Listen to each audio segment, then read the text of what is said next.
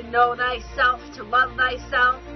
Well then tune in to the Loveolution with your hosts, Amy and John Paul, where we speak all about truth, love, and freedom every Tuesday night, 5 to 6 p.m. Eastern Time, Studio A, right here on Revolution Radio. And remember, only you can free your mind control. Be a Loveolutionary.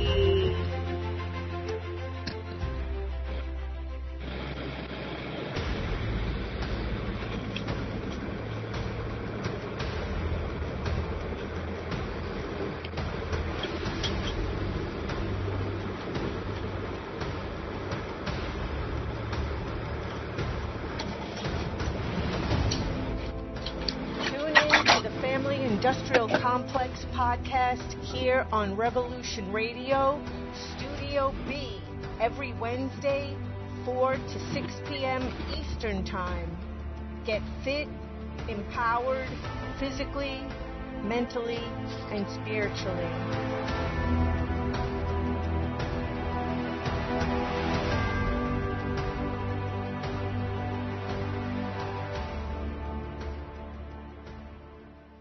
This is the people's war. It is our war. We are the fighters. Fight it then. Fight it with all that is in us. And may God defend the right. Warning, warning. We gotta stop them! They're gonna kill us all! See how the trouble you've started? Be they the government, be they industry, be they organized labor, be they anyone, or human beings. Time when the operation of the machine becomes so odious, makes you so sick at heart that you can't take part. You can't even passively take part. And you've got to put your bodies upon the gears and upon the wheels, upon the levers, upon all the apparatus, and you've got to make it stop. And you've got to indicate to the people who run it, to the people who own it, that unless you're free, the machine will be prevented from working at all. Revolution Radio at freedomslips.com, the #1 listener-supported talk radio station, throwing ourselves upon the gears of the machine.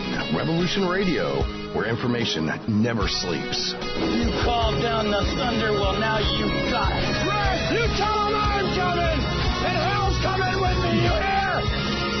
Hell's coming with me! Revolution Radio.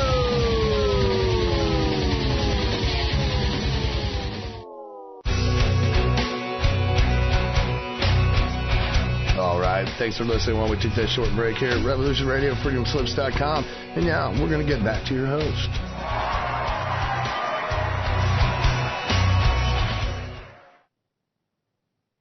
Well, hello, everyone, and welcome to the New American Dream Radio Show, streaming live on Revolution Radio. We have a new American dream, not of new homes and toasters and microwaves, but of becoming the type of country we always thought we were. A country where people help each other. People work with each other to do things they could never do on their own. People love each other.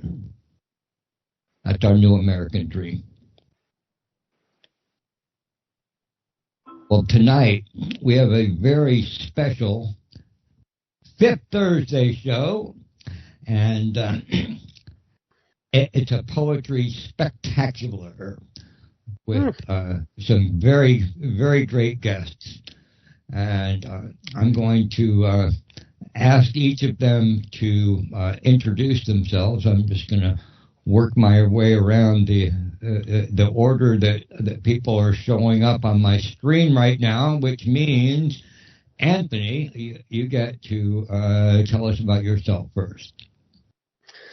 Well, I was born in 53, so I went through the 60s, 70s, 80s, the whole bit.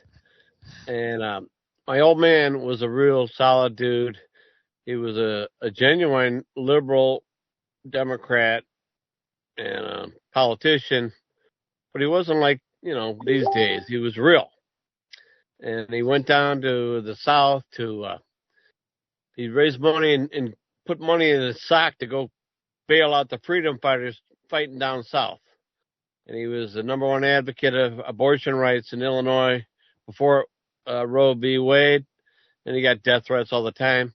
He organized with black preachers, radical preachers, and the only blacks in town. We had a racist German town we grew up in. So I learned a lot. We went to demos with him. We went up to Milwaukee with Father Grappi and Dick Gregory. And so, of course, growing up, I eventually became an anarchist. I call myself Joe Normal. I run a serious zine distro, an educational project, which now has over 1,400, maybe 1,500 by now, publications that are freely available to mostly prisoners or anybody who wants it. My whole archive is housed at DePaul University as well. I've also spearheaded several grassroots groups fighting encroachments in this area by the government and big business for airports and private tollways and private prisons and all this nonsense that's trying to impose on us. So, I'm extremely active and have been for quite some time, so I'll shut up now. All right. Thank you, Ed. Rex, you're next. Huh? What? Tell the people who you are. Just a little nobody who wears glasses. Like so many people here today, I was born in 1953. And I've been publishing one thing or another since the 70s, I guess. Nice.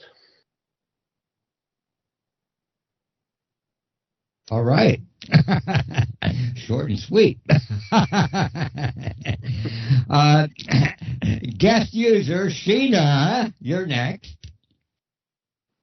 Hello. Good evening, everybody. Hey. So good to see you, Chuck, and good to see everyone again. Happy New Year. I suppose we can still say that within the statute of limitations. I joined Chuck in the New American Dream several years ago when I lived in Miami. And it's been great being with you all this time, Chuck. You're doing a great project here.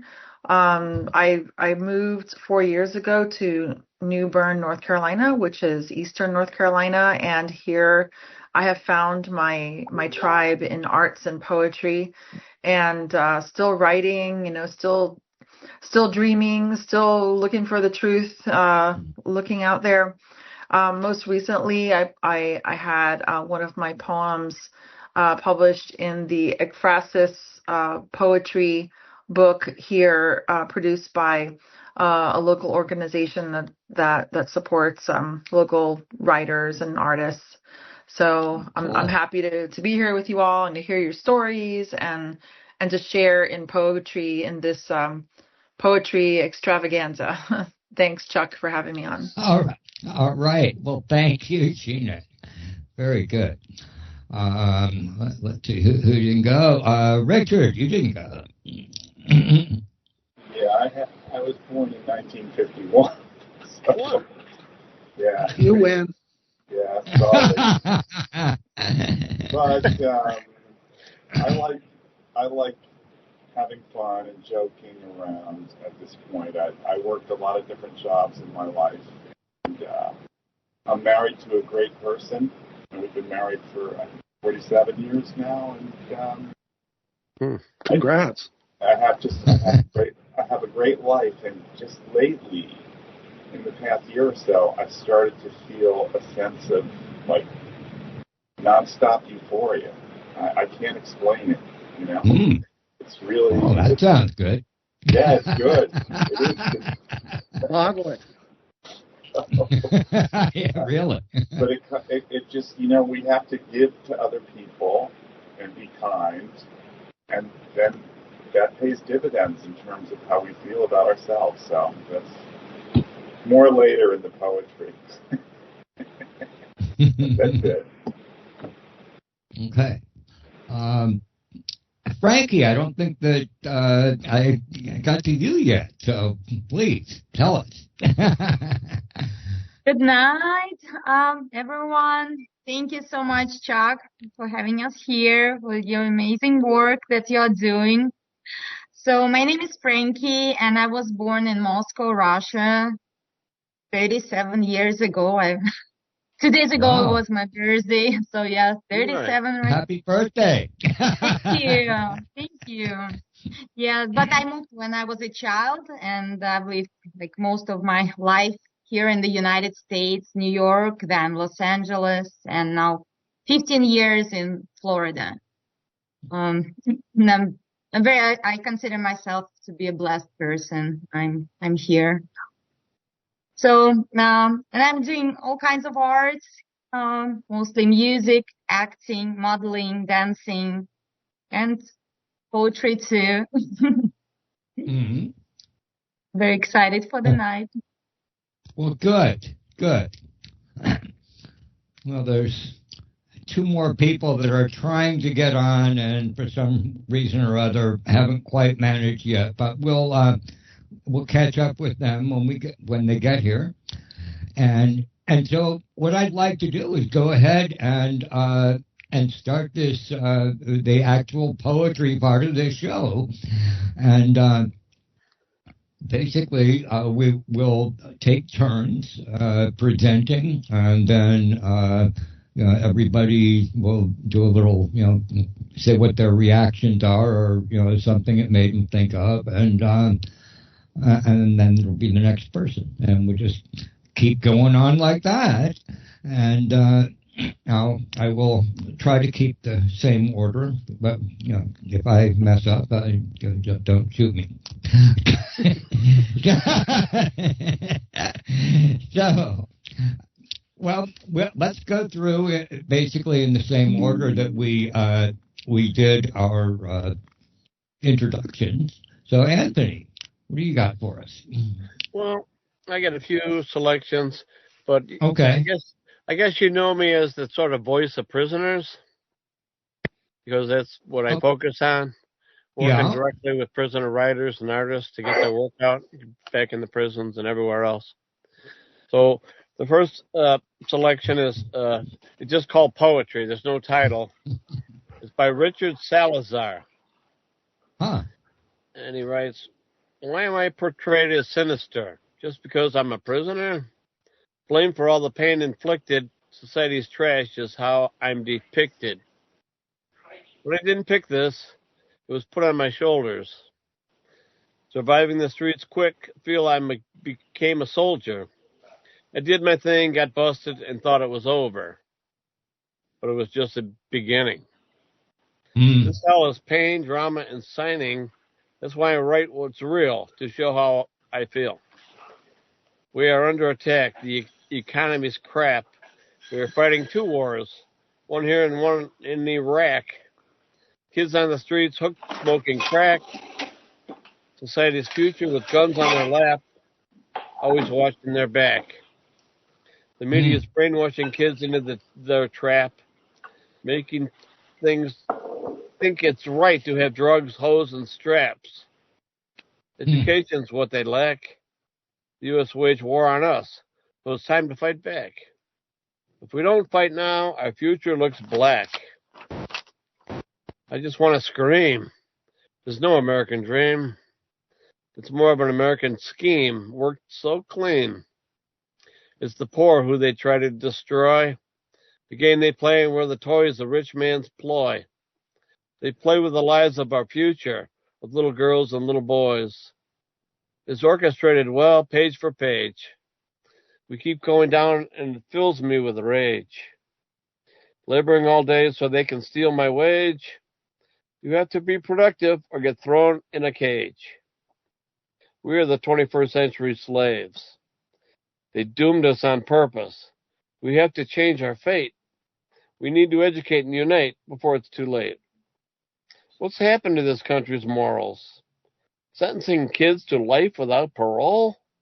Rights and values begin to fall. By dooming one, they doom us all. This country acts are sick and twisted, killing kids on streets in case you missed it.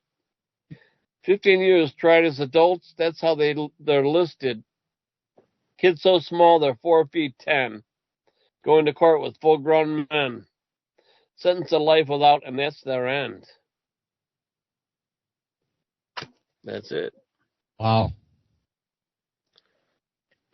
That was really something. Thank you, Anthony. Wow. It's brutal in there, man. And it's getting worse all the time. There's no point to it. There's no good coming out of it. They're not coming out better people unless they use their own, what's inside themselves to better themselves. There's no programs anymore. No libraries, no nothing. It's just pure hell. And I think it's a black hole of this society, the prisons. Yeah. Because here you got 25% of the world's people, or 5%, 25% of the prisons. Worse than China, worse than Russia. By far. And prisons are supposed to be a facility to rehabilitate and to allow people to atone for their sins, so to speak, or, pay for their crimes, and then be able to re-enter society. That's the whole premise of prisons. 95% are coming out. So, but they're bitter and angry, most of them, because they've got nothing in there. They don't do this in this country. There are ways to rehabilitate and better people from, obnoxious or brutal behavior. There's ways to do this, but they don't even try to do it. They got their own thing. It's a money-making machine. It's all taxpayer paid. They don't care. Yeah. And the most sinister people gravitate toward those jobs. And like you throw a piece of rotten meat in a boiling pot of water, the scum will rise to the top, right? So you got bad guards, bad, judges, bad everything, and the whole system is rotten. Yeah. It's just horrible. Well, thanks for sharing that poem and not too fun loving or anything, but here's the reality for you. Yeah, that's the way it is. Thanks for that, Anthony. Okay. Since just as you were starting, one of the people who was having trouble getting on arrived, and so Hillary, I would appreciate it if you would introduce yourself. Hi there, everybody. My name is Hillary. I have known you, Chuck. I was trying to do the math today. Way too long, like 55, 56 years. Yeah, that sounds about right. Before we were even born, right, Chuck? Yes. Yeah. We go way back, all the way back. Yeah. I really appreciate you inviting me here today, and absolutely. I live in God help me. I live in Arizona. And we have some good blue people here, but I live in Arizona, and I've lived here actually since 1996, believe it or not. Yeah. And I'm doing my damnedest to change things here, especially since the election. I'm trying to do what I can do. So thank you, Chuck. Thank you for inviting me. I'm very excited to be here. And I'm great. Anthony, I thought what you wrote was great. I didn't. You didn't write it. Well, whoever wrote it, it was great. Right. It was great, and it speaks Yeah, to everything I feel. Anthony sends zines free of charge to any prisoner in the United States, and he collects what they write to him, and he creates new zines from those and sends those out. And by doing this, he's creating a whole network of prisoners' communication. It's really an amazing thing. And what you've been doing? 20 years, Anthony? Or? 26 and counting. Okay. 27. Yeah. Whatever. That's awesome.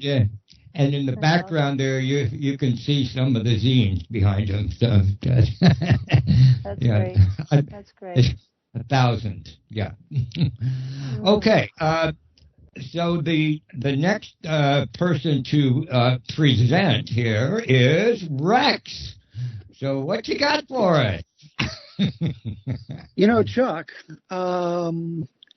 we're here on the verge of February, and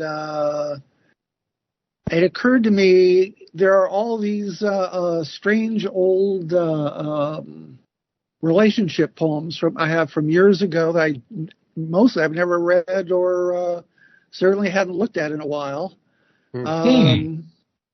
So here we are on the verge of Valentine's Day, and I'm reading that kind of stuff.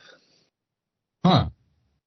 Yard cats sing teeth and claw anthems all night. Car cats making blue vinyl love under milky white streetlight. Number 3, my baby is a TV star. She's black and white on 5 square monitor screens, looking like Natalie Wood, Phyllis Kirk, and Margaret. Slim in a white dress, cross-tied cross the bodice. She's playing corruption. Voice smoky like Bacall's, but sweeter. On her first close-up, she's a corrupted Cleopatra, a blue-lidded daughter of dawn. Black lollipop mouth, wolf-eyed L.A. queen, blanked out into pea green on monitor 1 by a muscular engineer experimenting with greens. A Romeo requiring powder comes on the screen, him on his knees, his tongue licking her ribs. I grab my pen. That's nice. Oh, yeah. Yeah, I like Very this. nice, Rex. Yeah. This is fun. This is cool. I'm not quite sure how this view happened, but I like it. It gives it much more of a game show feel. I know, right? Ah! All right. Now I have to remember. It's amazing that you've done that decades ago. I was looking at some of my work 50 years ago, and I said, no, I can't read this. This is too crazy. You're very cogent in your explication. Oh, thank you. So I thought that was, even back then, that's great. Oh, thanks. Yes, the Reagan years. Oh, God. Yeah. and we thought that was bad. Yeah, right. Right. Of course, we knew what was coming, too, though.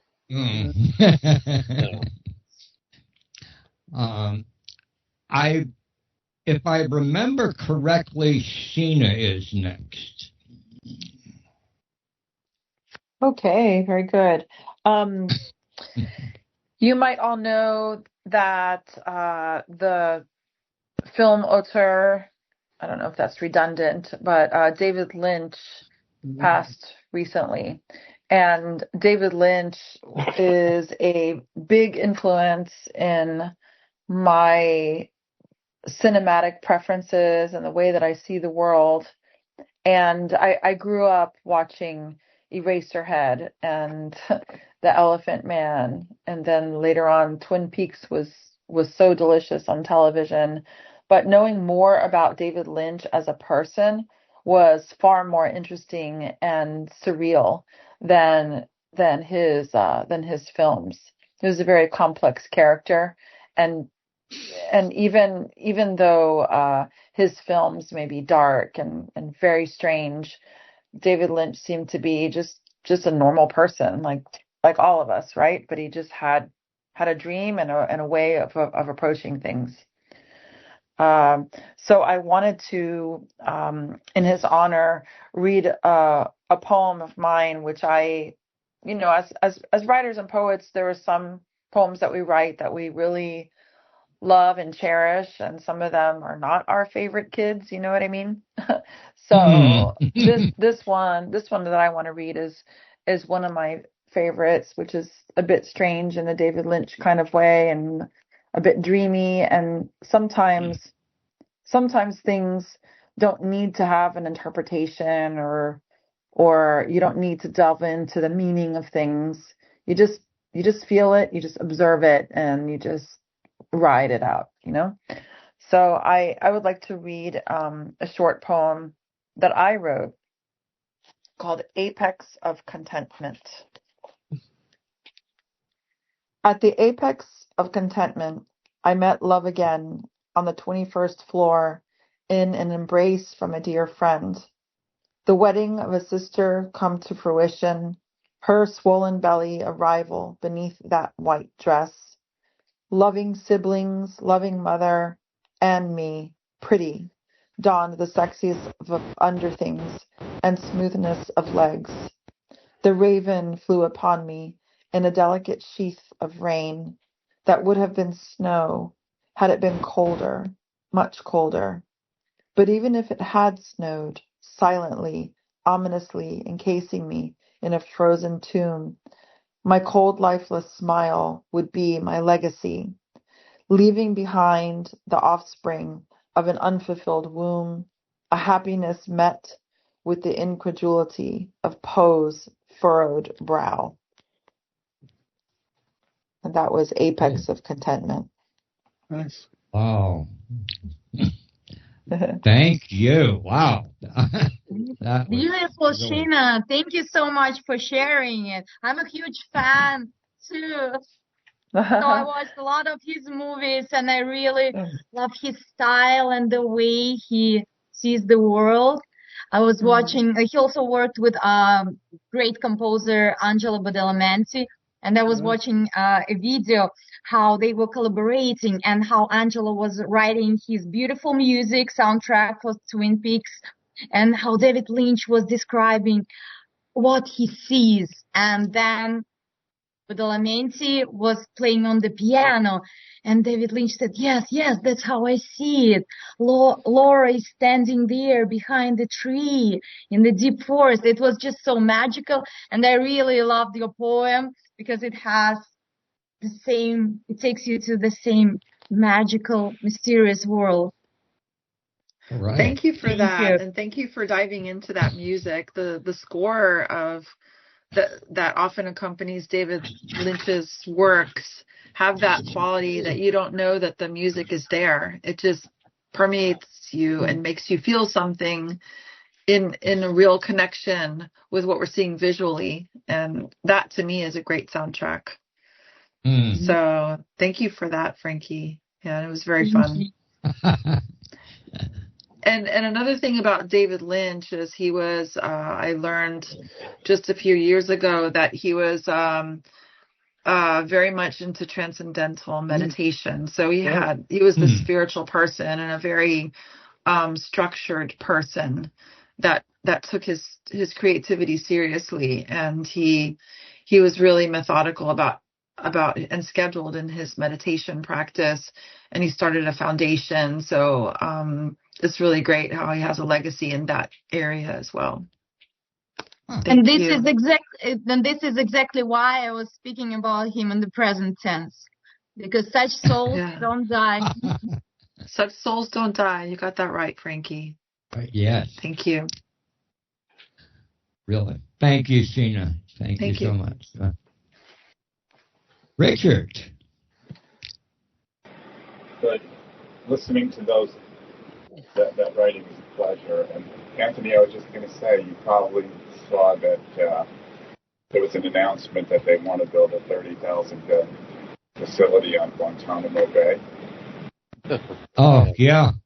Yeah. Oh, yeah, I heard that. Okay. Anyway, I like to write about current affairs, so I call this California Dreamin'. It's very short.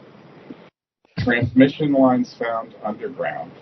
Ain't cheap wires that cause fires when downed. Zounds, for these we pay, and kneeling we pray, LA's not a gray buried mound. Oh. So I was talking before. Chuck, you okay? Yeah. I was What, did I freeze or something? And it was the Skype, not me. I was thinking that, before I mentioned that, life is a journey where we try to grab onto what's going to make us happy and feel good. I think everybody wants to feel good. I always did. Mm-hmm. So, anyway, this is called the Anger Express. Okay. Can old thoughts of hurt that we shun cancel life's gifts, wonder, and fun? If anger must stay within brain's array, do we run with pain in the sun? To digest bad memories lunch, chopstick therapies help us munch and chew on old pain, so our bad chow mein will taste sweet like a Nestle's Crunch. Although it seems weird Although it seems weird and so strange, if current behavior we change, old things we found bad no longer seem sad, as memories do rearrange. Thought patterns that left our mood scarred, that colored the present as marred, yield to a changed script, where wounds from the crypt appear like a kind greeting card. Forgiveness is really for us. It adds on to life like a plus. Anger's not treasure, but cancels pleasure, and deports good times on a bus. Huh. So excellent. I'm going to read. I have two short ones. This one is called A Presidential Helicopter. Okay. Maybe I'll just read this one and stop. Okay. What? Well, you'll have another turn for the other one. Yeah, no, this one. Just this one. While White House resident lovers can stay in bed under covers, Melania said, in her place instead, President Musk often hovers. Oh!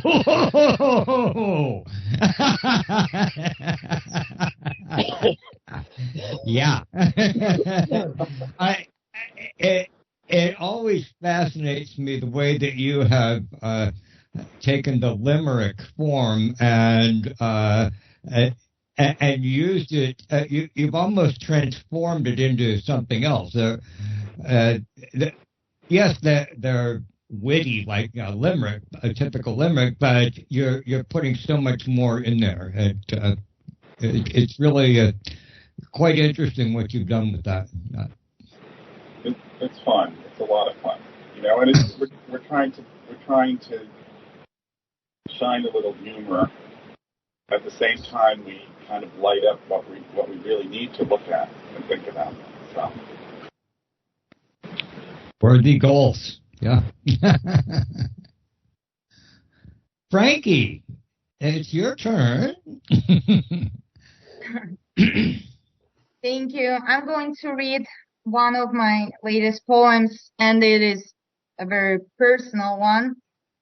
And it's a little bit different from what I'm usually writing, so I will try my best.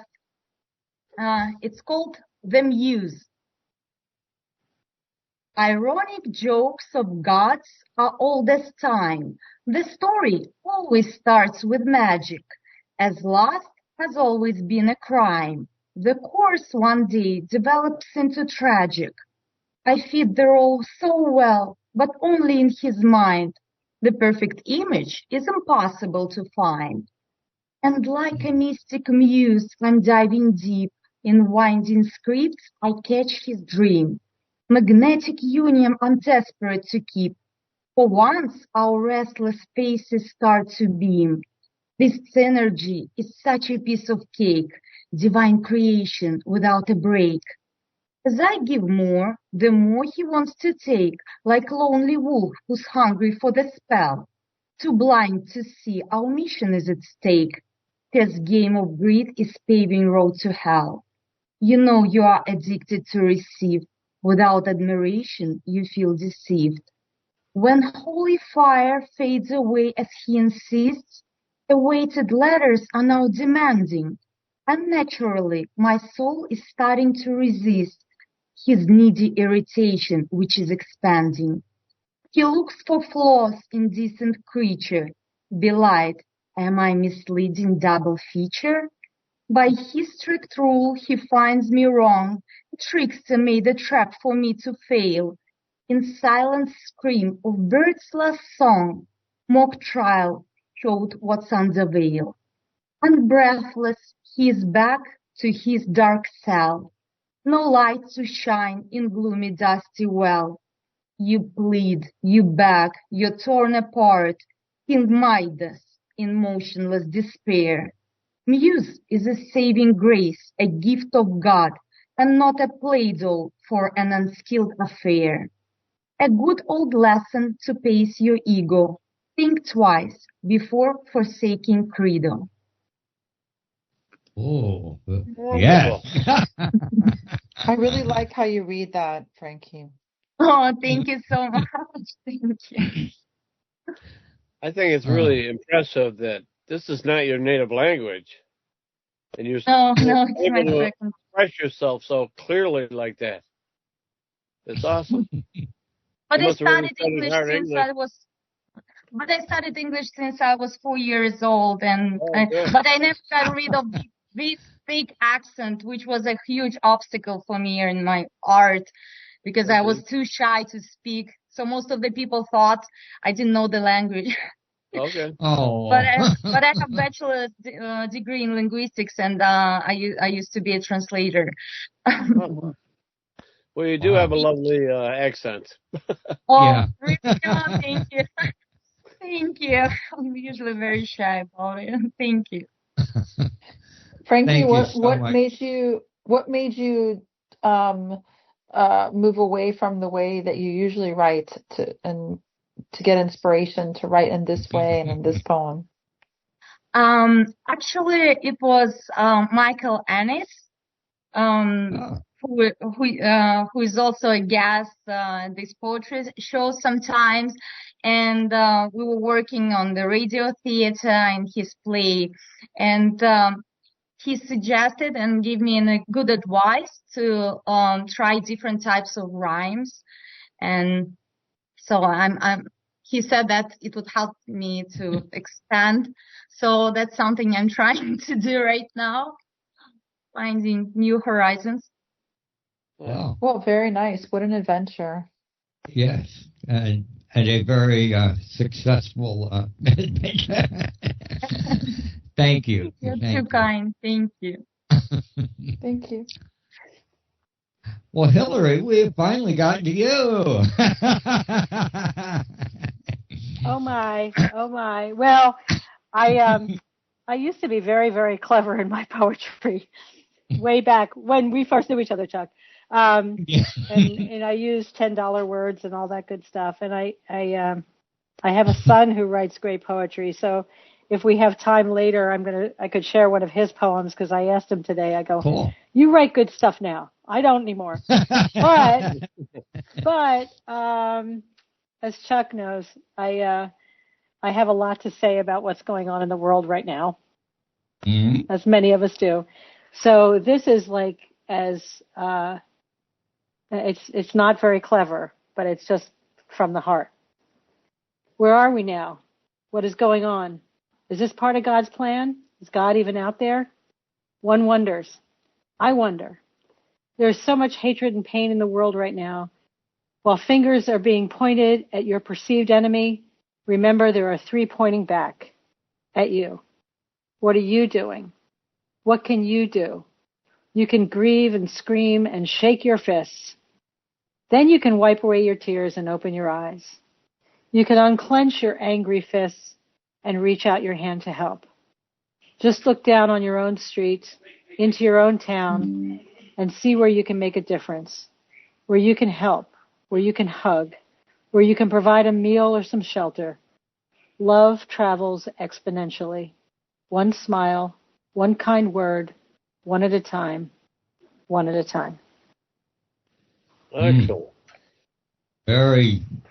Yeah, Love travels inspiring. exponentially. That's beautiful. Yeah. Yeah. Thank you. Very sweet. It's this seems like a good time to play a poem that Philip Ferruggio, another one of my regular guests, recorded for me yesterday. The recording isn't as good as I would have liked, but I think we'll be able to hear it. So here it is. Looking for God. I went to church the other day to see if God was there. I saw collection plates passed around by smiling men in shiny silk suits.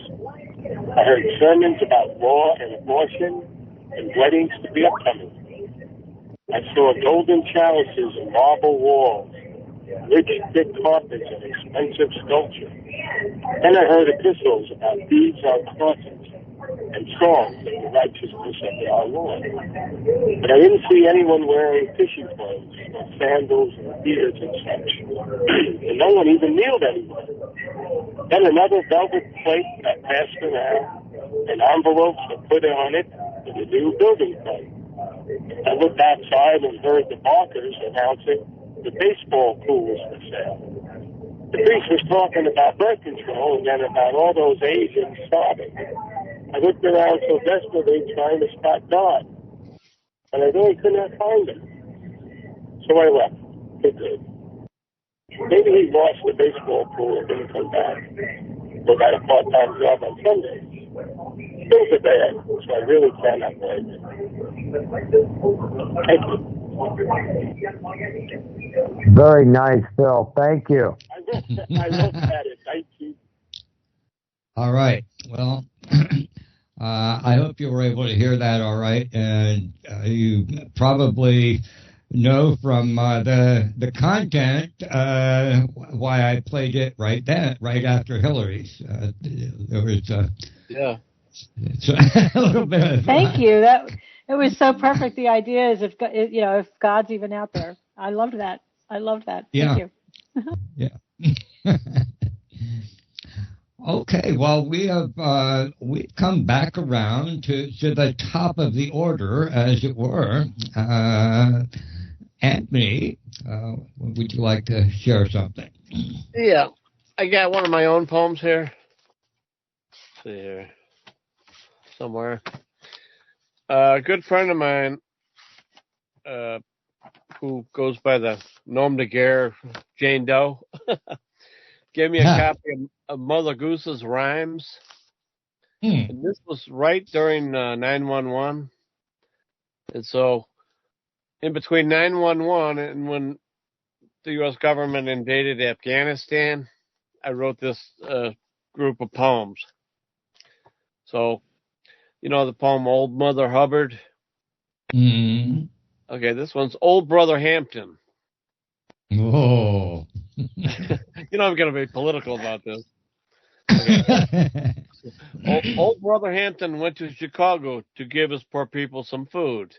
Drugged by a traitor and assassinated later, this panther cannot be subdued. His wife was then pregnant and cried out her head, "Forever remember this blood-stained bed." She gave birth to Junior. The killers were let loose. Mark Clark died as well. The people got the news. Harassed and dragged through court to try to get some justice, recovered from bullet wounds herself, the system exposed as a bust. 'Twas the whole damn country. It wasn't just here. The pigs were killing brothers held so close, so near, so dear. Some chapters fortified, not so easy to gun down. In the courts, informers lied. For shame, their covers blown. Death squad gangs of killers became the rule of law. Survivors fed the babies and squeezed their little paws. Many men of honor were kangarooed in court and sentenced to forever, your basic fascist sport. Organized discussions and quelling down the violence. Brothers fighting brothers didn't make no goddamn sense. The rulers were alarmed to see a consciousness invade their precious prisons. So what happened? You all can guess. Trumped up conduct tickets, internal murder charges, fabricated evidence, Go lock 'em up tight, Sarge. Politician elections, whores bleeding for their votes, getting tough on criminals, with poor blacks to be the goats. A huge new industry to build the gulag system, with supermax hellholes reserved for special victims. All the while the system remained, living wage jobs were duly stopped, the CIA brought crack cocaine, despair was all you could now cop, the war on drugs dragooned the blacks, while Wall Street swam in profits. Prison stocks were now exchanged, the drug of greed, they couldn't get off it. Meanwhile, Fred Hampton Jr. grew from cub to conscious man. So they framed and sentenced him. How much can one family stand? After 8 long years in chains, shackled and threatened in Statesville, Fred Hampton was finally released, a unique and wonderful thrill. Bunchy Carter and Fred Sr. educate us from their graves.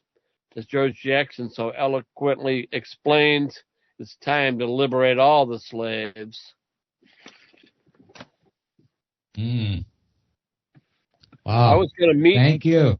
I was going to meet Fred Hampton Sr. when I was 15.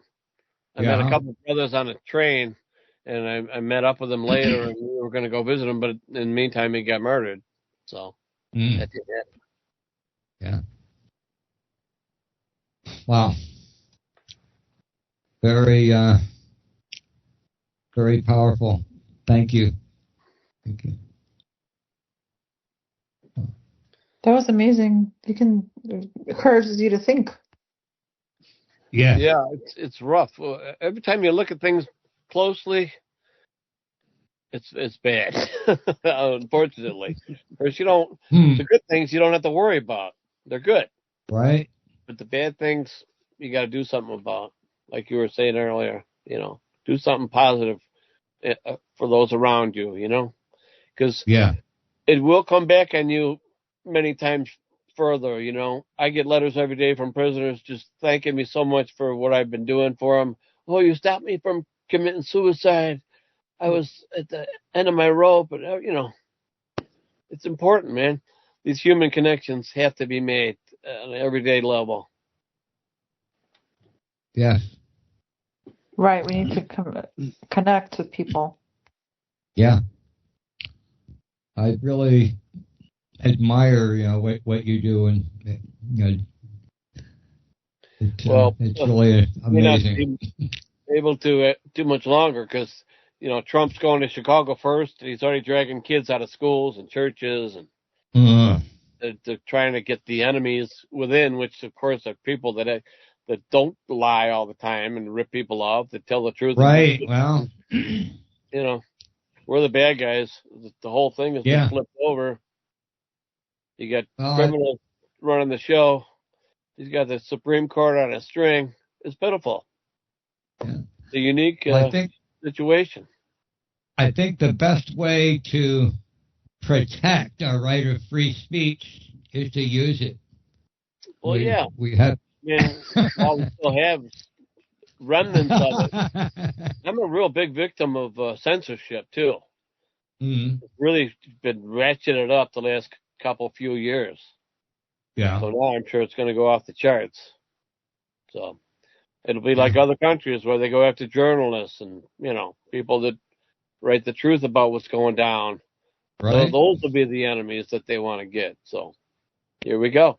We'll see what happens. Exactly. Interesting times indeed. Okay, well, we have about 7 or 8 more minutes before the station break. So, Rex, you'll get a turn. You can get a turn now, and then I'll probably just say something after that, and then we'll pick up after that with Sheena on the other side of the station break.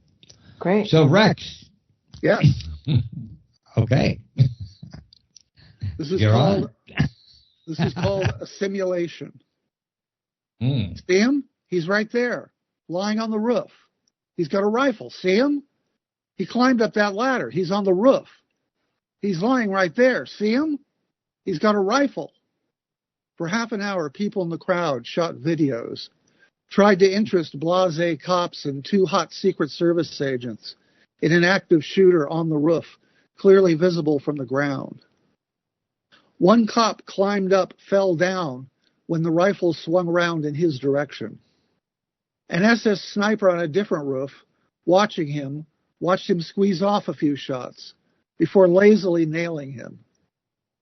The Secret Service dogpiled the intended target, and without knowing if the shooter lay dead or even how many shooters fired on him, they got up off him, let him take some big hammy operatic bow, a clear on-stage shot from many angles.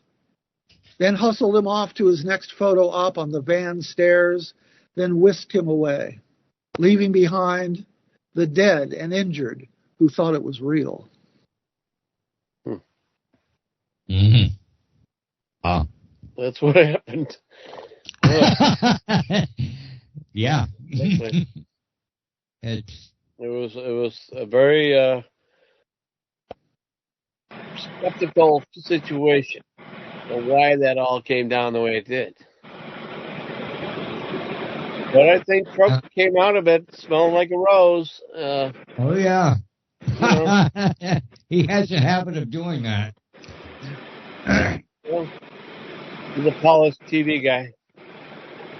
Hmm. He has something that very few people have. Somebody like him comes along not very often. Yeah. But he's very shrewd, that's for sure. Indeed. Yeah. Well. All right. Well, we are getting toward the end of this first half of the show.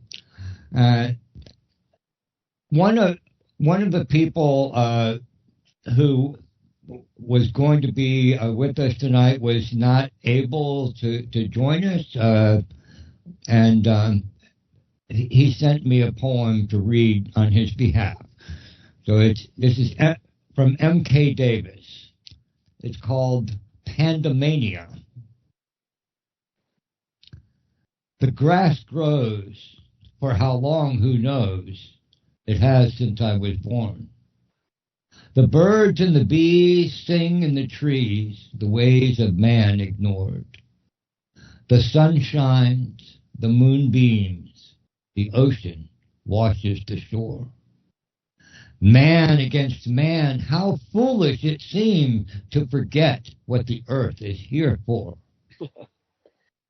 We soak our spleens in Listerine with Jesus in a tree. On the ground we dance around as we lose our sanity.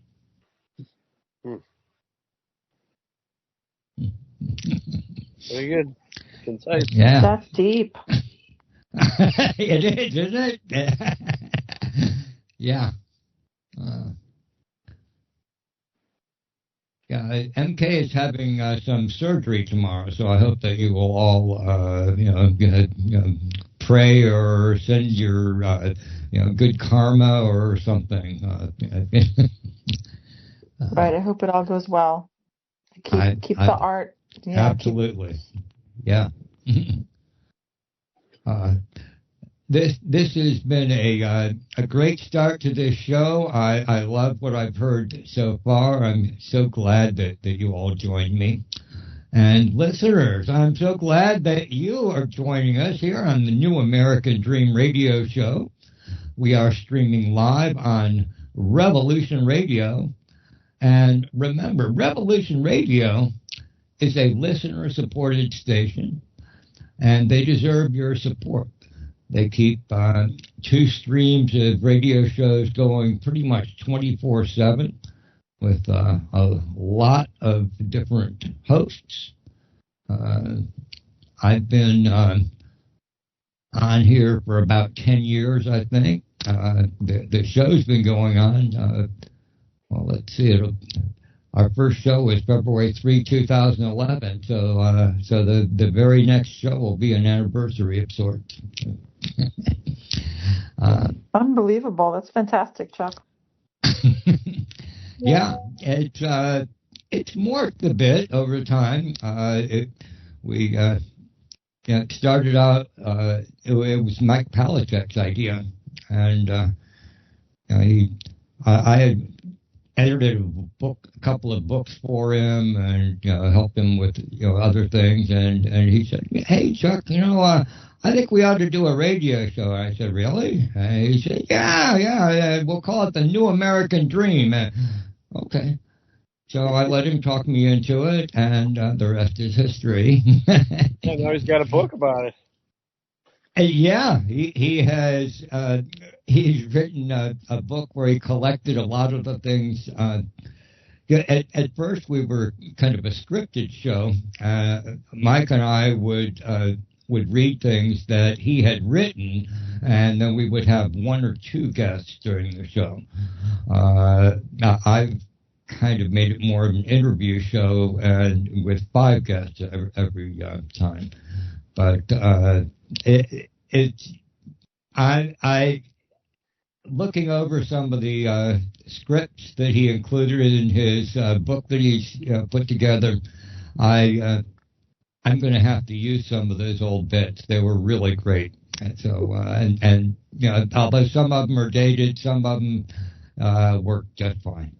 So, but little did you know how needed it would be now at this time. Right. Oh yes, absolutely so. And time proved that you're doing a great job, Chuck. So keep going. Oh. Well, thank you, Frankie. I certainly appreciate it, and the thing that makes this show work is the guests. I have wonderful guests, and I really appreciate the time that you spend with me, the work that you spend in preparing for the shows. It's just awesome, and I feel like Revolution Radio is one of the last bastions of free speech in America, and so I'm really glad to be able to do this show with them. And it's now time for our station break. See you all on the other side.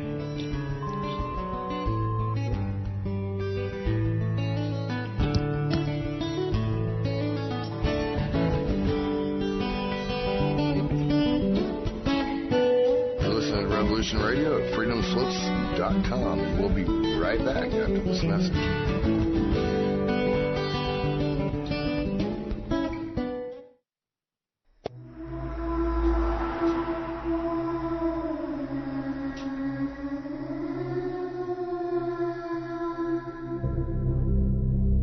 Are you interested in the paranormal? Murder mystery? Real natural law? Do you enjoy interviews with amazing guests? Then join Crip Rick every Monday night, 6 p.m. Eastern Standard Time, right here on Revolution Radio. Studio A, freedomslips.com. Crip Rick's iPhone thinking. Welcome to the crypt.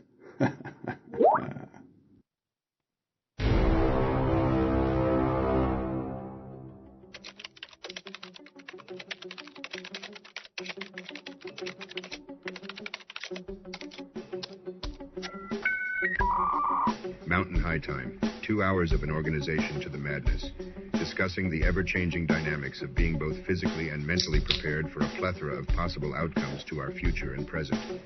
A look into the latest technologies, new scientific discoveries, and how they might be used in connection to the human domain and controlling it, ancient cultures and places. Be warned.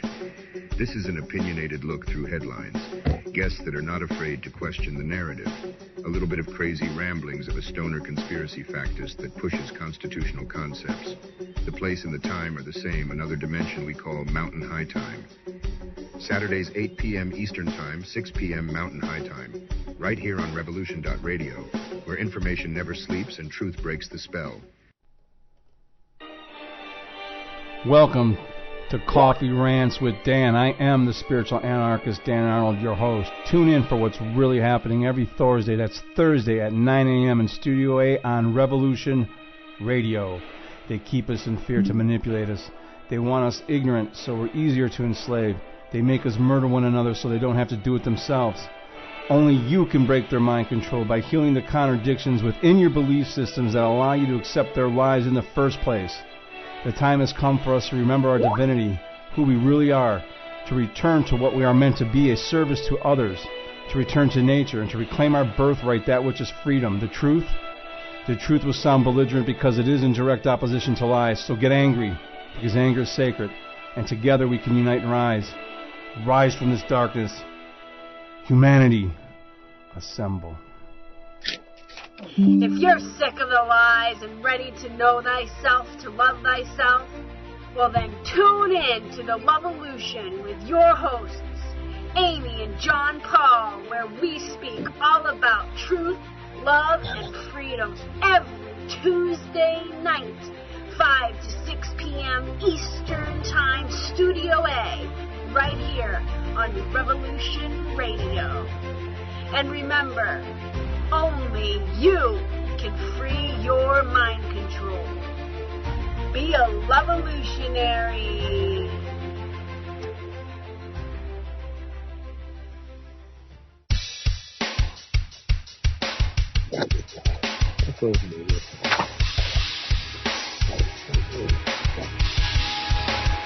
Enter into a world unseen on Raven Star's Witching Hour.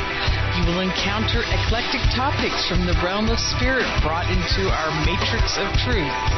With your host, the Solaris Blue Raven. Solaris will bring you an array of unique guests covering topics from ghostly spirits to amazing anomalies, covert technology, UFOs, and shadowy global events. And that's right here at Revolution Radio, freedomslips.com, Saturdays midnight till 2 a.m. Eastern Time. Revolution Radio, where information never sleeps. Let the magic rise.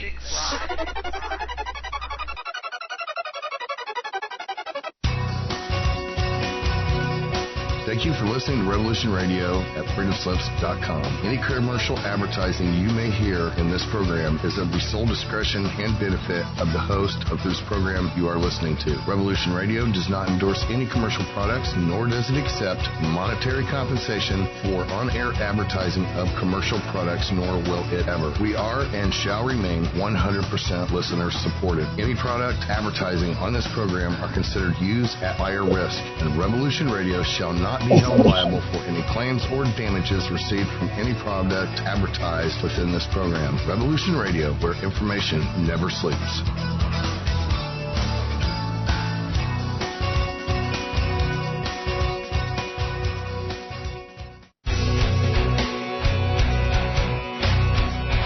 All right, thanks for listening while we take that short break here at Revolution Radio, freedomslips.com. And now we're going to get back to your host.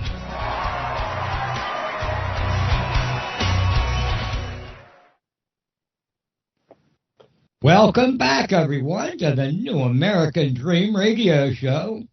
The Poetry Spectacular continues, and I tell you, so far it has been spectacular, living up to its name. So I'm really blessed to have wonderful people participating in this. Thank you all. Sheena, you got to lead us off today. Okay. This half. Great, thank you. I'm happy to be able to read a second poem. I have got one word for you right now.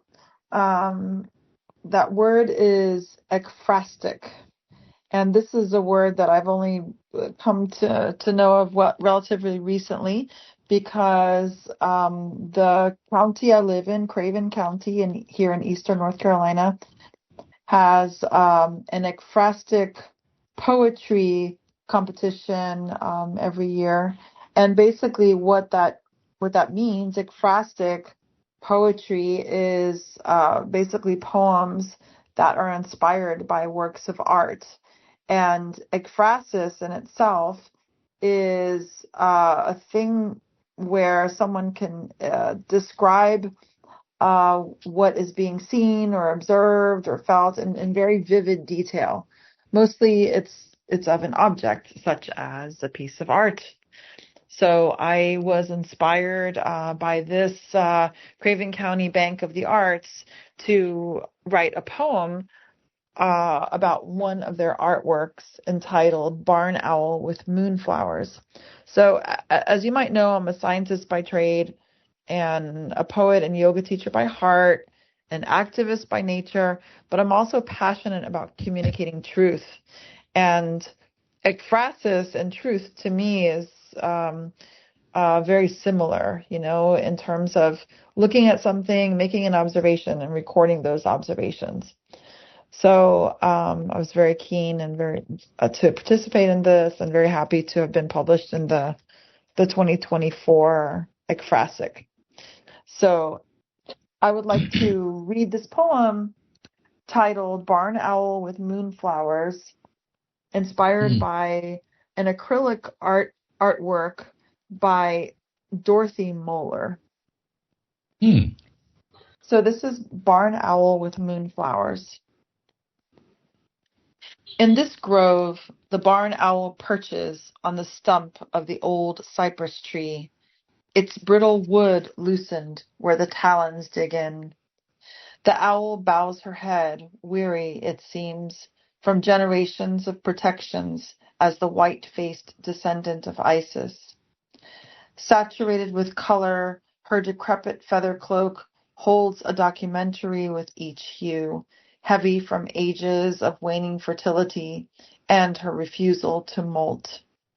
There, the fragrant moonflowers bloom on the hollowed-out stump scaffold, sharing old roots and reflecting the bright white gaze of the barn owl. Ephemeral petals, folded in on themselves, open with the night to surrender its milky nectar to the bee. The earthen vine is a sturdy coach, each moonflower carried delicately in its eternal climb, beckoned by the pull of the full flower moon. It has always been here, the faithful moon, plump with emotion, connecting flora and aves to stardust, orchestrating the ebb and flow of things. The moon casts its stoic glow through birth and death, light and darkness, vibrant life, waning fertility. There is a profound connectedness within this natural world set to the rhythm of lunar light, useful to the flying owl and migrating cranes. Enter the cranes, sandhill descendants, their paths lit by the light of the full moon, batting wings like eyelashes, telling tales of youth. There is majesty in soaring at that height, while the night air is still, illuminated, fragrant with wisdom. Old friends of the barn owl and moonflowers, they too carry the wisdom of generations, as their trumpeting calls were learned from the angels. And that's Barn Owl with Moonflowers. Beautiful.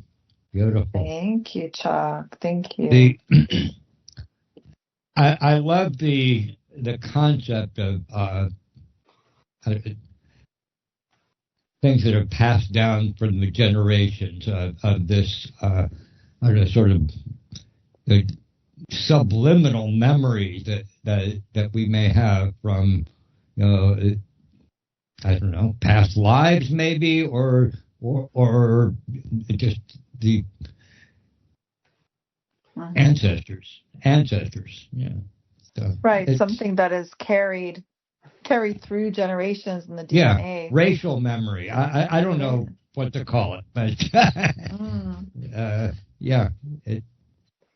We hear that about the elephants, right? Yeah. That know where to migrate, but have an ancestral burial ground, right? And they know where that is, and their ancestors know where that is too. It's really phenomenal how those things are imprinted, and these these creatures. Yeah. We went trick or treating, and I was thing 2, and my 5-year-old grandson was thing 1. And the first house we went to, they had 3 baby owls in the tree, waiting for Mom to come home. It was so cool. And again, Sandhill cranes. One of the reasons we were able to defeat the airport they tried to shove down our throats was because it was in the path of the Sandhill crane migration. So, through northern Illinois and the Great Lakes and everything. So it strikes a couple of bells there. Quite a distance. Really portrayed. Yeah. Thank you for that. I didn't realize the distance that they travel on the different types of cranes. Yeah, they're just really majestic. Into Canada. So, airport would destroy that. And the stupid thing about the airport, the airlines didn't even want it. So they shoved it through anyway. Right. It reminds me of a place, and I think it's Tanzania. I'm not sure. I'm a huge elephant fanatic, and I love. You mentioned elephants, and I love them. There's a place, and if somebody can tell me, it's a hotel, and it was along the migration path of the elephants, and the elephants would come along, and they would sort of tear down parts of this hotel, and they'd be because it was on their migratory path, right? And so the hotel was like, what do we do? They keep rebuilding. So eventually what they did was they created this huge, beautiful arch. And I think the lounge and the restaurant are off to the side. And now you wait for the elephants to come through, and the elephants come through there, and they now celebrate when the elephants come through. It says, this is their place. I just love that. Yeah. I love it. That's very cool. Isn't that cool? I'll find out where it is and let everybody know. Because I can't remember. I think it's Tanzania where it is. Yeah. Wow. Love that. Yeah. Yeah. They're honoring those creatures. Of Beautiful. course. Yeah. As well they should. They really should. Exactly. Yeah. Sheena, it was very beautiful. Can I share something? I just recently came from Ireland, and I was honored to be invited to the first showing of a movie. It's called No Show, and it explores the topic of generational trauma and how sometimes we don't really take into account how it can affect our life. But listening to your poem made me think that we shouldn't forget about generational wisdom as well. Just as trauma, it can be transferred to newer generations, but the same is about wisdom. So thank you so much for sharing. The positive aspect, yes, indeed. Thank you so Yeah. much. All right. Well, Richard, I believe it's your turn again. The animals are really remarkable. I was thinking of Dr. Pepperberg's Alex. I don't know if you're familiar with that she trained a great parrot and studied language, and the parrot could have a conversation with the parrot. And it could identify objects, colors, and shapes, and even letters and language and so on. Richard, there's some noise that going on behind it. Are you in a noisy place, or is it your computer, or what? No, it's. Well, that didn't do it. Now we can't hear you at all. No, but I'm saying I'm not. Okay. But some people may need to mute. I don't know. Yeah. That might help. Well, I don't know.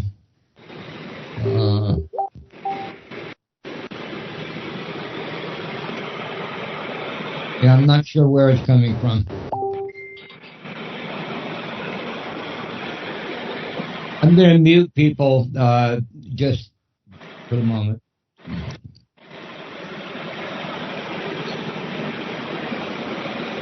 But that didn't help, so whatever. And everybody, feel free to unmute yourself when you need to. And Richard, go ahead and we'll give it a try. So one of my passions is negative externalities. So it's an economics thing. You know, corporations register profits on their balance sheets, but there's certain costs associated with their production and their products that users use. There are expenses that are not on the balance sheet, but they're costs that everybody pays. Like, you know, the pollution that comes out of a tailpipe of a car, we all pay for. And, you know, when Facebook doesn't control the information and causes damage in society, we all pay for that while they're making a huge profit, you know? So my question is, what happens when the negative externalities, the value of those exceeds the value of the profits on their balance sheets? Right? It's something to think about anyway. And so this is called She Gets the Last Word. She'll scream like hell, I'm your mother, and interject, there's no other, but your disrespect needs all must expect, where nature's target to smother. Anyhow, that's that. But I laugh. It's serious stuff, but you know. Yeah, well, you have to laugh. Yeah. I wrote one for my wife. This is kind of I don't remember if I read this last time, but it's called It's a Wonderful Wife. My wife can 3 languages speak. Her Italian has a mystique.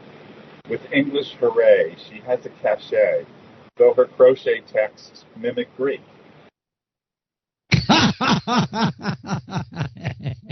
All right, now this next I'm one. sure she loved it. You should learn to speak Russian, you know? Absolutely. So this I call Count Muscula and Trumpenstein. And I just want to say, because I have to tell you that when I read it, you can't appreciate it, but I'll tell you there's a word in here where I talk about extremes, but it's actually the letter X dash streams. So okay. Well, I'll try to picture that as you read it. Yeah, and when I read confused, it's con dash fused for confused. Because we're talking about Trumpenstein in that case. Okay.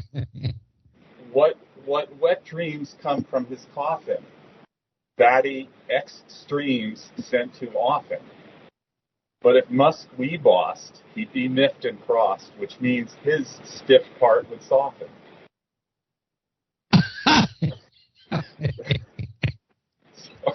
Okay. There's more.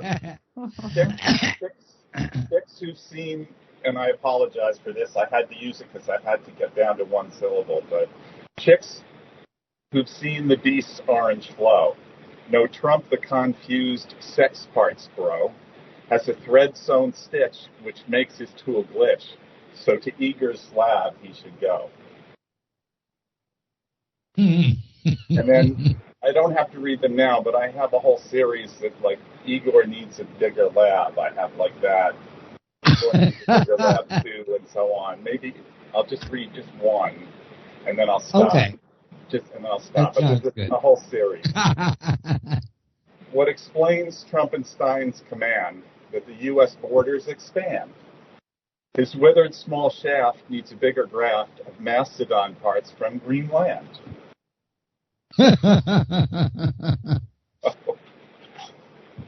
Anyhow.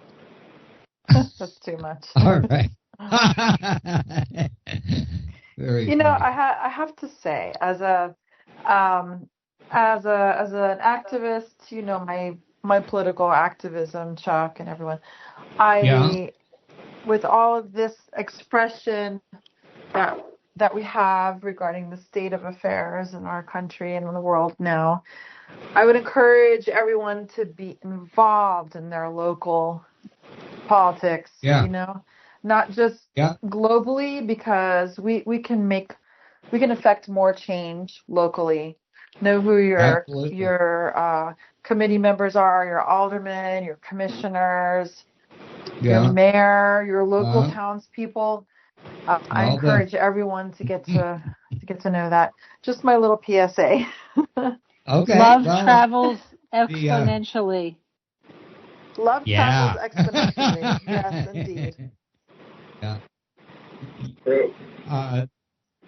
Along those lines, Gina, I participate in something called the Central City Alliance. I'm on their board.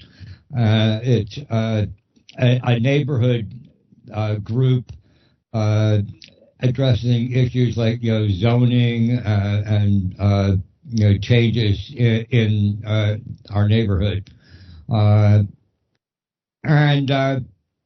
Somehow, I don't know, perhaps it's because I'm so recognizable, but one of the commissioners and the Fort Lauderdale mayor both call me by name. So, yeah. That is fantastic. Involved. I'm so happy that you're involved in that level. It's those types of things, those zoning things and permitting and those little actions and functions that you don't think mean anything, but they have a lot of impact economically and culturally on certain on specific populations. So that's really critical that you're doing that.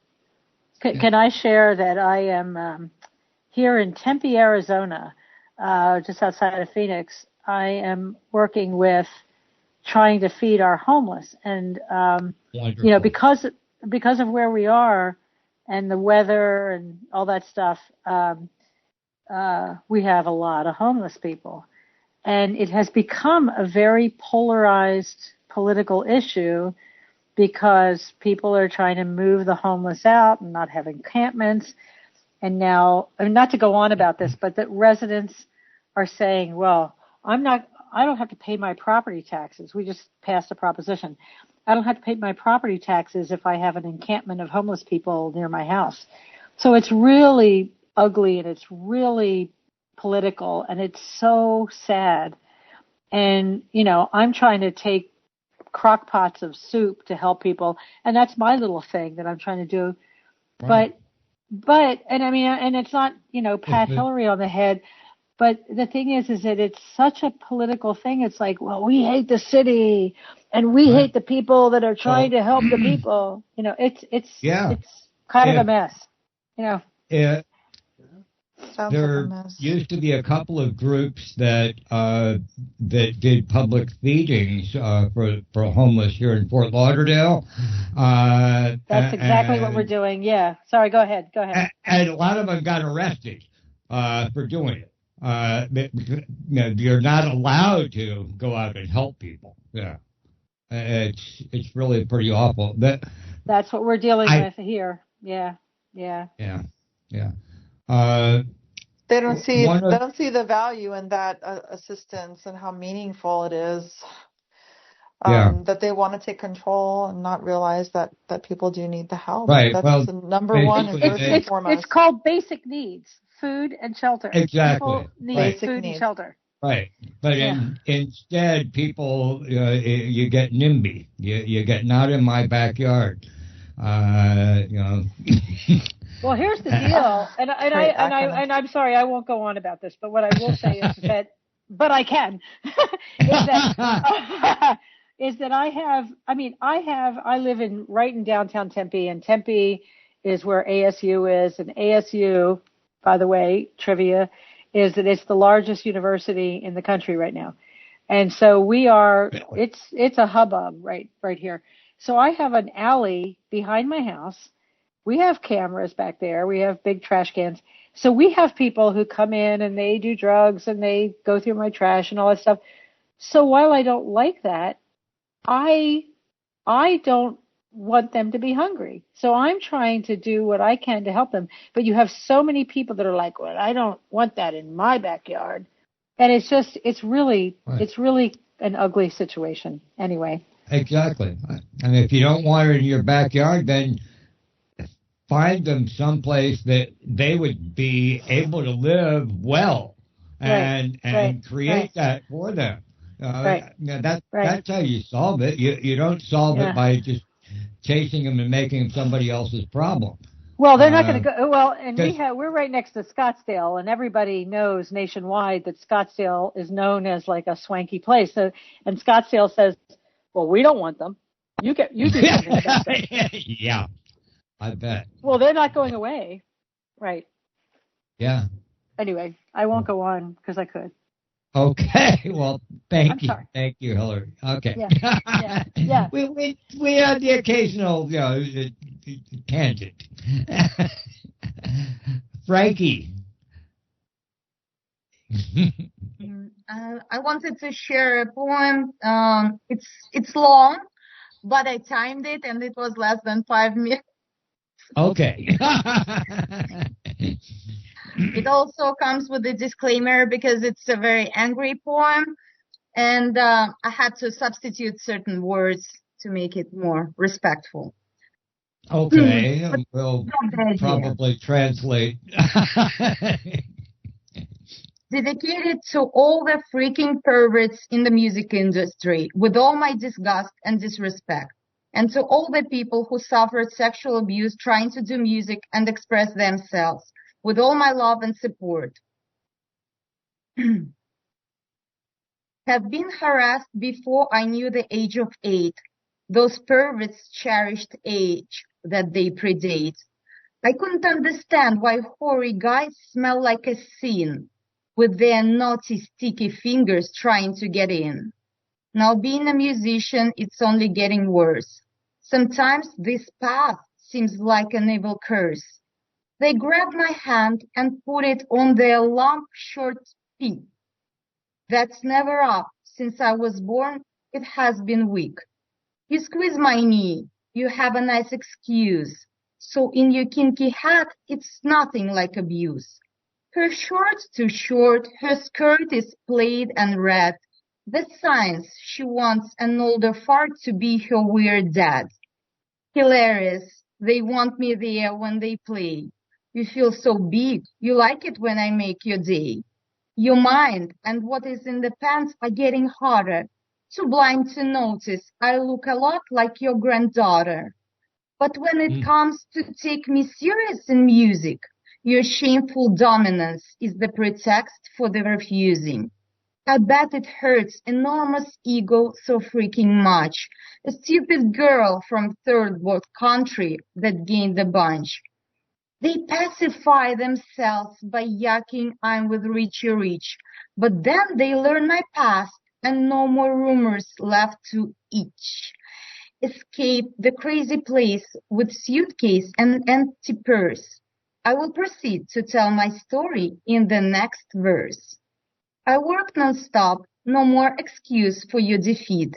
In you it's jealousy and envy enacting on repeat. Like in the same old songs you can't perform. I'm that radical rebel, I'd rather die than I conform. Ridiculous despite your huge and precious gift, you play the same lame stage that I just did. The local Florida bar scene is dull and boring, so take a guess to whom you'll end up crawling. Exact same messages they send me, some every day, some take a pause to give a second to their prey. Each time I have about 10-12 threats with dudes like you, the same generic shit they use to try to get you screwed. How much this idiot is blessed to have them here, how much they've done and even bought me beer, how special and talented they are, and I'm so dumb. And silly me should pray to get under the thumb. I have not met a guy who didn't claim I gave him head. Among his tribe, who didn't brag he took me to his bed. I'm laughing. I bet you're getting anxious hearing it. This poem was made for you to feel vindictive spit. No more I'm scared of your criticism and hate. I do not care. You started hating me the day we met. That very moment when I denied that gross caress. When you have learned I'm not the one you can possess. You're going to say I smiled when you pinched my thigh, because I swore no dirty bastard would see me cry. I know you're reading this and I can feel your rage, but there's no fear anymore. I left my rusty cage. My worthless Jupiter, if you are angry, you are wrong. I finally evolved with my chin up and standing strong. I'm happy that I'm owning everything I need, and I don't have to beg. There's nothing you can give. Your offer's odd. It's barely enough for me to mock. It's time for you to suck it up. Push the block. Exposed, insulted, you are punished in the public eye. Run and hide. Today I'm merciless, and you deserve to cry. I wish you saw my naughty smirk that's on my pretty face. These words I shovel between your lips, so hold your breath. I will be forcing you to swallow this creepy pill. I speak the truth, so now you will obey and kneel. Oh. Wow. Wow. Thank you very much. Wow. Thank you so Anthony, much. You're on mute. I think you said something. God, you need to put that out there. Put that out there. Oh yeah. Yeah. Of course, it's personal, but I think that many people, especially in the art industry, can relate. Yeah, that was so powerful. Oh, that was so wow. I got goosebumps. Thank you. Thank you. My heart is pumping. Thank you for sharing that. Wow. And I find it interesting that there is a worry about the language that you might use in that poem, that you have to scale that back when the subject matter itself and the occurrences are far more offensive and awful than any words that you might use to describe it. I wish to hear it in its original effing form. I am absolutely going to say that you don't want to scale back the language. You don't. Right. Well, I apologize for us having to scale back the language a little since this show does go out on a couple of radio stations somewhere, along with streaming, and so it's subject to FCC rules, and we've got to be a little careful. Yeah. But nonetheless, and I appreciate that, Chuck, but she needs to put that out there. Absolutely. Full frontal, Yeah, please she can. do that. Yeah, because there are places you can do that, and it's powerful, sister. Yeah. It's yes, indeed. Very powerful.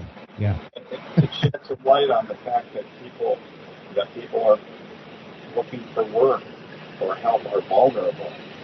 You're expressing a reaction to how you were treated, which is really it's an insight to the abuse of position and power that people that we see, and it occurs on so many different levels, and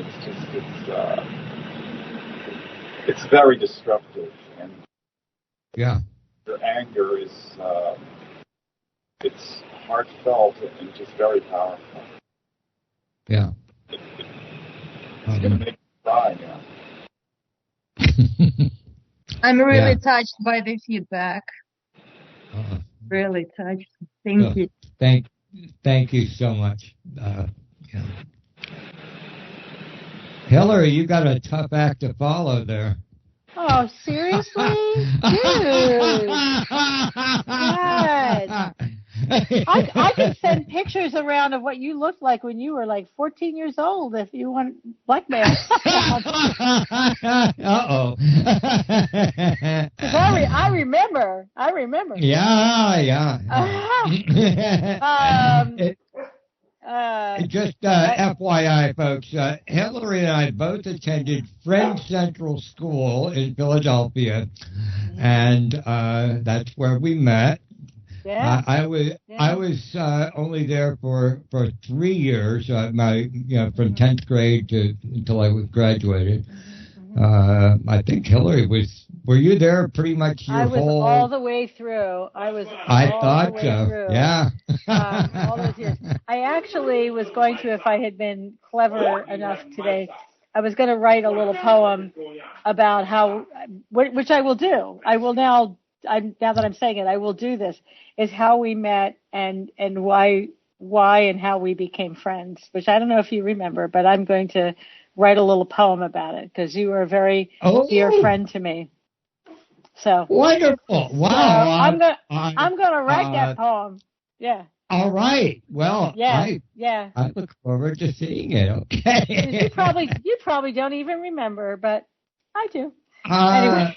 I don't know. I don't know. Didn't it seems to me?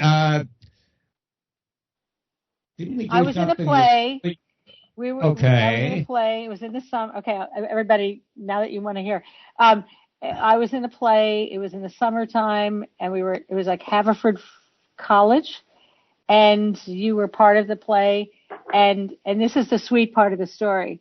Is I was in the play, and I don't know what your role was, like you were maybe on the tech team or something like that, but because I lived a couple miles away, sweet Chuck, at like 14, 15 years old, would walk me home every day to make sure I was safe.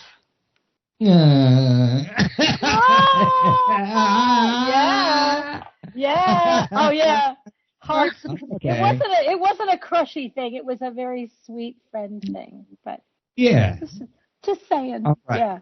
Oh, thank you. It's true. Oh, memory. All right. That's how we became friends. Yeah. Okay. So what I wanted to do was share with you all a poem that my son,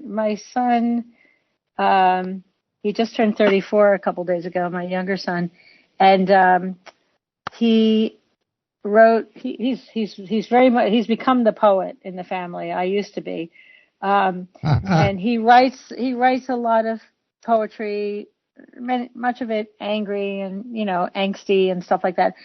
But I wanted to share this one because their father, my son's father, died a couple years ago of massive heart attack after years of addiction, and particularly opioid addiction.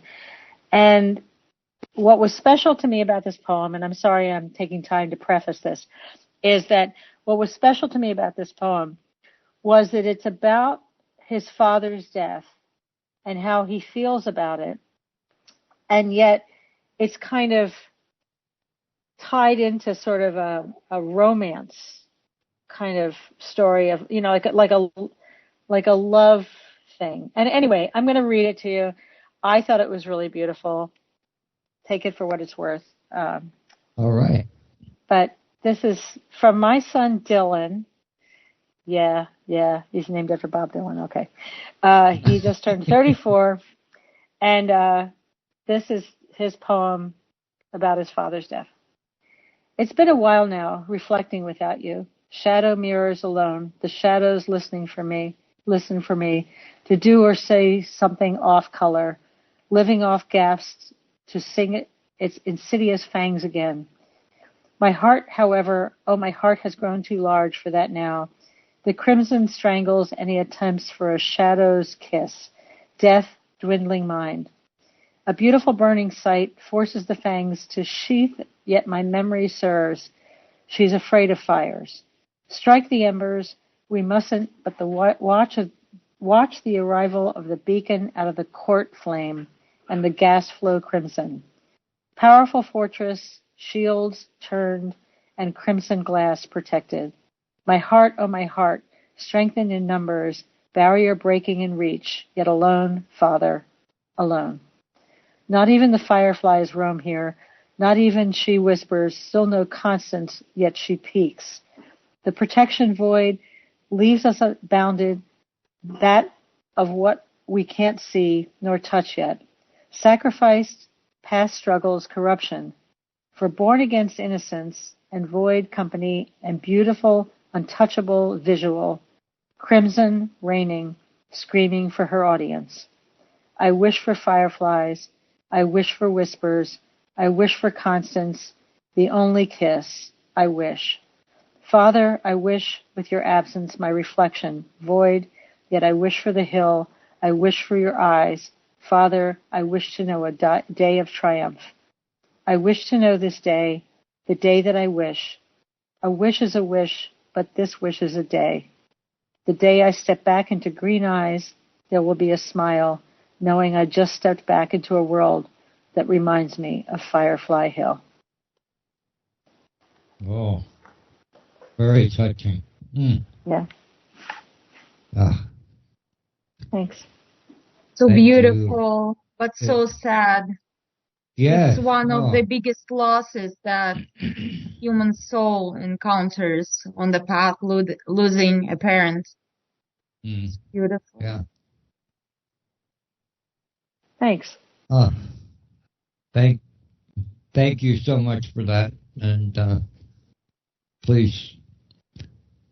Well, thank your son for letting you read it on the show. I'm so glad. He should keep writing. Isn't he good? Yeah, I used to be able to write. Now I have no brain cells left. But yes, thank you. Generational talent, like generational wisdom. Yeah, there you go. Well, that was the second round was just as good or even better than the first. Wow, very good. Let's see. Well, why don't we see how far we can get? Go around another time here. I may find something and jump in somewhere, but I'm going to let you go ahead, Anthony, and try to make something. Just bring us something pretty short so that we can, maybe everybody will get another turn if we, just keep them short.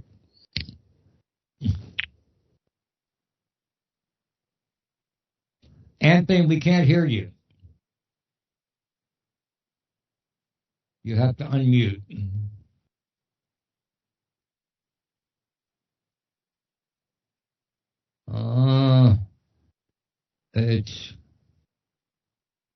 It won't let me unmute you. The icon is down at the bottom. Down at the bottom somewhere. Uh-oh. That wasn't it.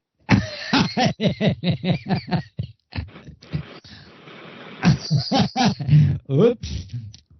Well, hopefully Anthony will get back on. In the meantime, Rec, you want to take a turn?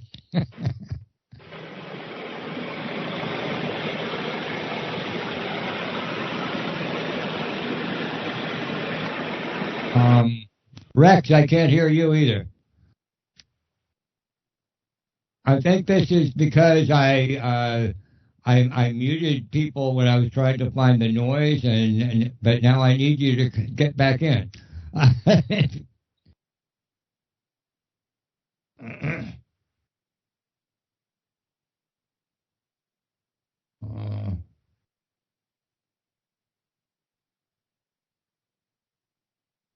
Let's see. Where is it going to be? I don't know. How about now? There we go. Yeah? Yeah, we got you. Very good. Like Marconi. Congratulations. Here's a short one for you. This is called Leaders. Look at it smile. Okay. Look at it scowl. Hear it whimper and whine. Hear it wail and howl. Its jokes never funny, always whoring for money, always hungry, always in pain, always angry, always insane, stupidly killing, stupidly willing to attack enemy spooks. Doomed feedback loops echo through the empty heart and head. Anti-life darkness, subhuman biped. Wow. Subhuman biped. What a phrase. All right. Very cool. Well, let's keep things moving here. Sheena, you have something quick for us.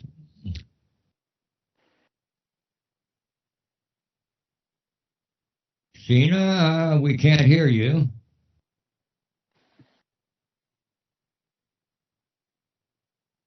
Huh. Well,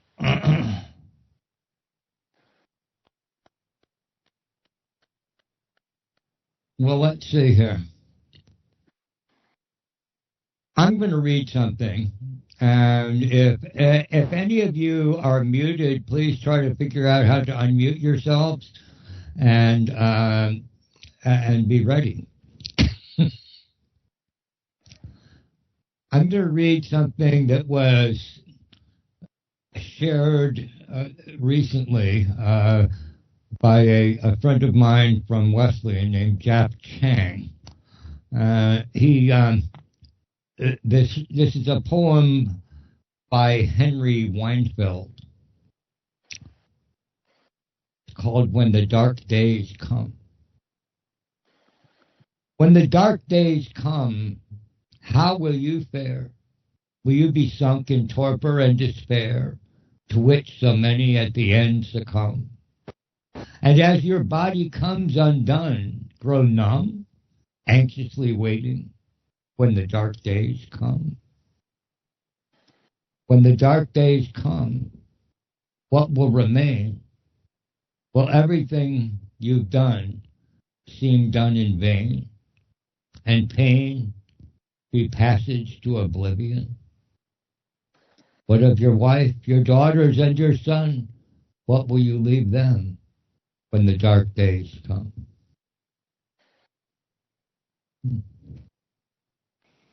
Wow. Nice, Chuck. Yeah. Amazing. Really amazing. Yeah. I think the dark days are here, Chuck.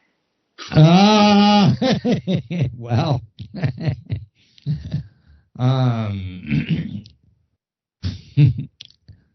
The dark days may be here. I don't know.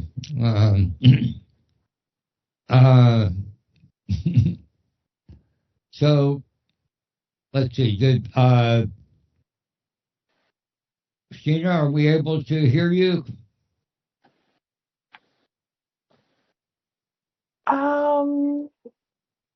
I'll be happy to skip my turn for the next one because I don't have another poem to prepare. Oh, you don't have? Okay. If you don't have, okay. That's fine.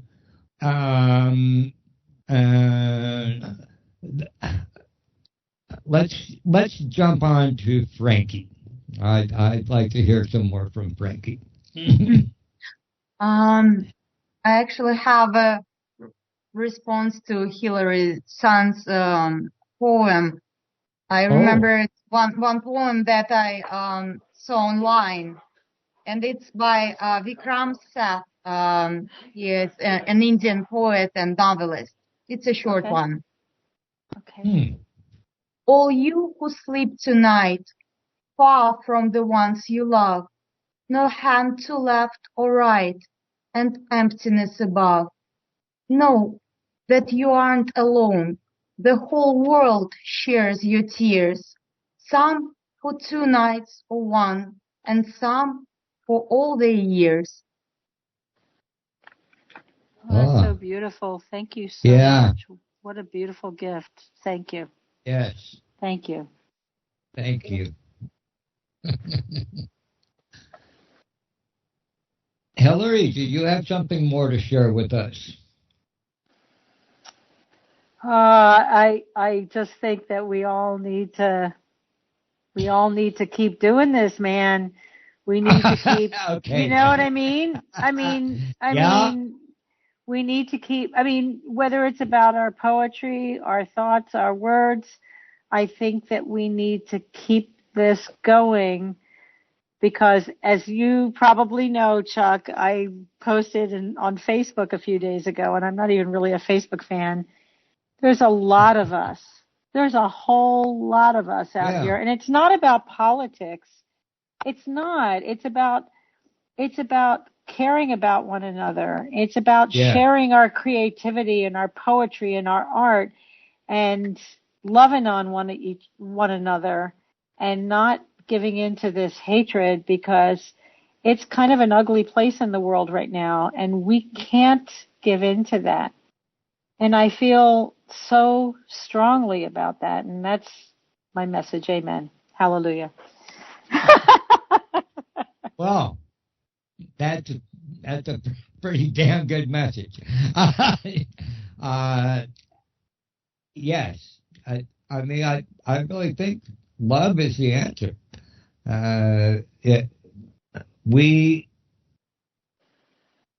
It's not always easy to love everybody, but it's worth doing.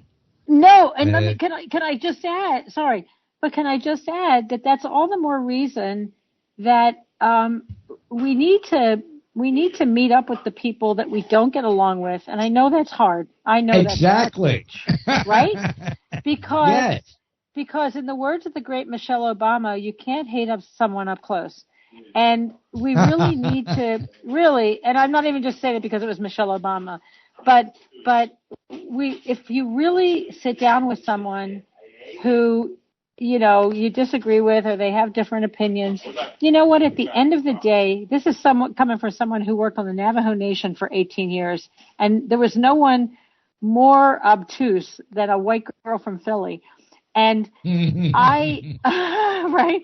And at the end of the day, we are all more alike than we are different. We all want the same stuff. Yes. We want a good meal. We want a hug.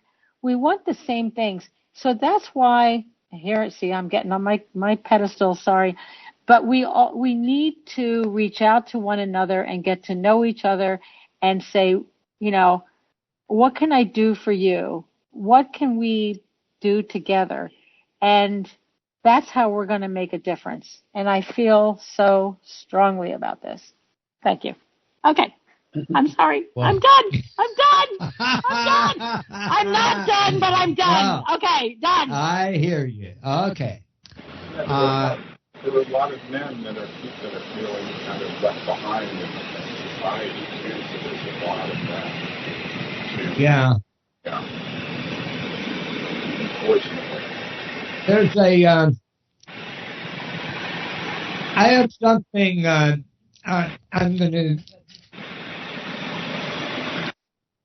going to tell you a quote from Henry Miller.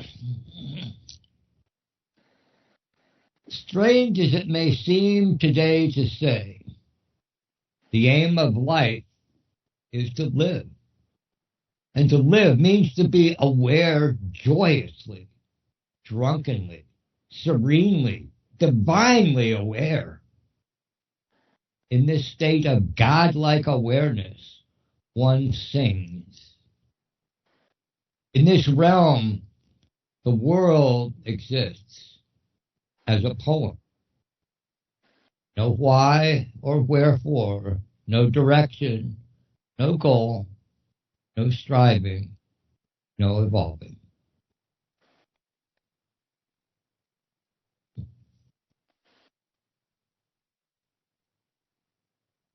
I saw that recently and I wanted to share it. Great.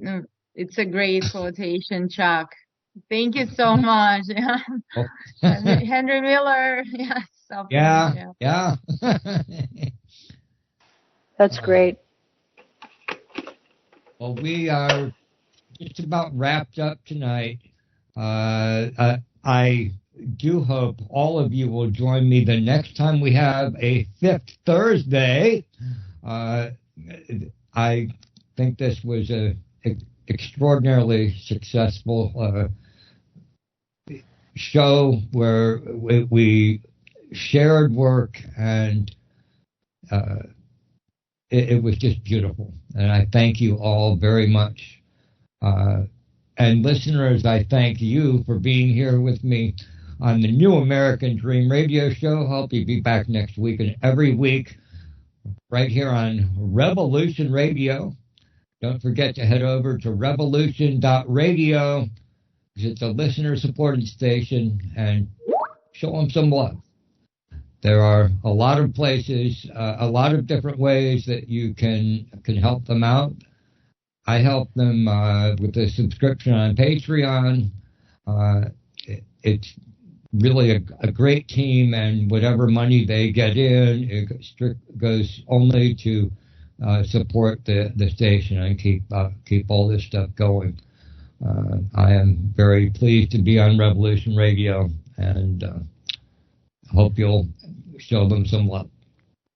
All right. Doug, thank you so much for this amazing opportunity.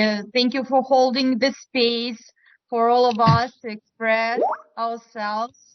It's a rare opportunity nowadays, and it's very nice to be around people who feel the same and share the same ideas and understand. Yes. Yeah.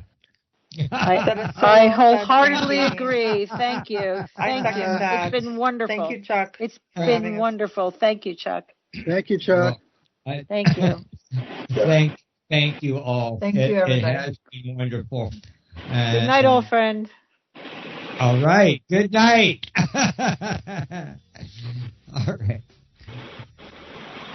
All right. Thank you, Revolution Radio. This is the New American Dream Radio Show. I'm Chuck Gregory coming to you from Fort Lauderdale, Florida, and I wish you all a good night.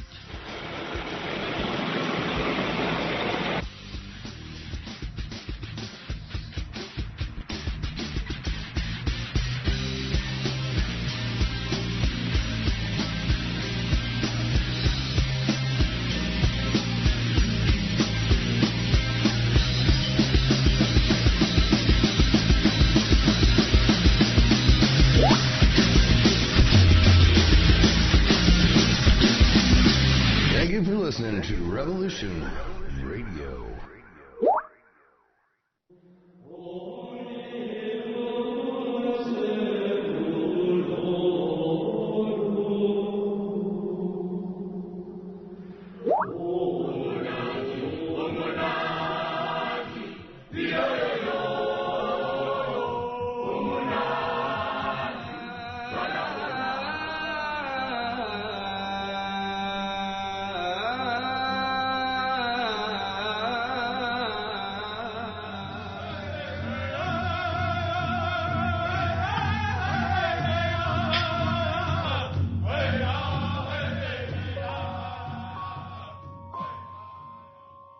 Join Revolution Radio every Wednesday, 8 p.m. Eastern Time on Studio B for Momentary Zen with host Zen Garcia at freedomslips.com, the People Station.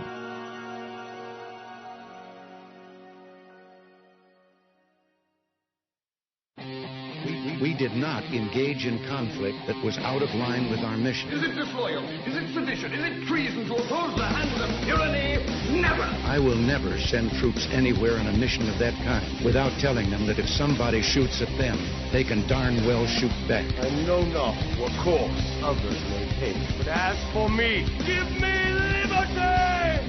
Oh, give me A dark cloud is finally lifting across the world as U.S. military intelligence and their global partners are destroying the deep state criminal power structure that has ruled over our planet for hundreds of years. We are free with the God-given right, and we shall not yield that right to any power on earth. Hi, I'm Scott McKay.